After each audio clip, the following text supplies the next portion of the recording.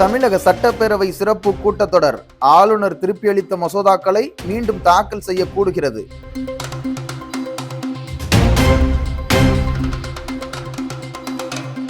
வங்கக்கடலில் உருவானது மித்திலி புயல், இந்திய வானிலை ஆய்வு மையம் தகவல்.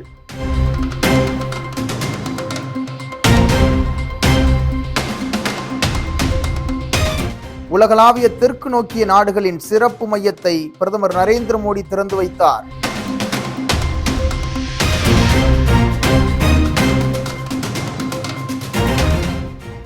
இந்திய கடற்படை அமினி கப்பலை நவம்பர் 16ஆம் தேதி அறிமுகப்படுத்தியது.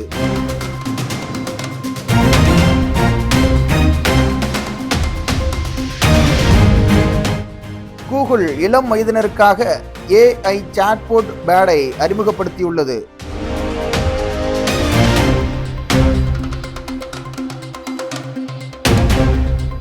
ஒரே ஒருநாள் போட்டியில் 7 விக்கெட்டுகளை வீழ்த்திய முதல் இந்திய பந்துவீச்சாளர் முகமது ஷமி.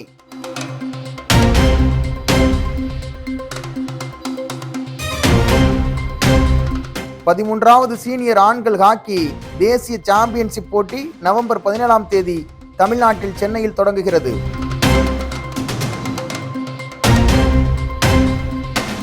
தேசிய வலிப்பு தினம் நவம்பர் 17 அன்று அனுசரிக்கப்படுகிறது.